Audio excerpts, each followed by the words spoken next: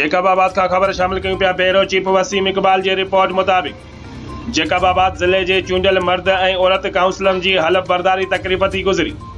Jacobabad union council जे मर्द ऐं औरत काउंसलरनि जी हलफ़ बरदारी जी तक़रीब अॼु DC ऑफिस जेकबाबाद में थी, जंहिंमें AC शहज़ाद अहमद मर्द ऐं औरत काउंसलरनि खां हलफ़ खणायो।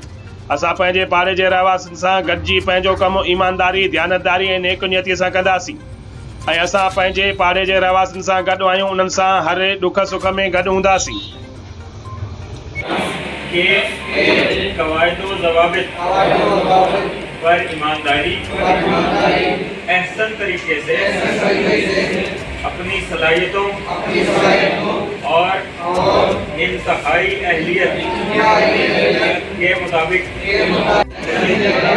तो किसी शख्स को ना बताऊंगा या इंकशाफ करूंगा सिवाय उसके जो मेरे फर्ज की अदायगी के मुताबिक हो।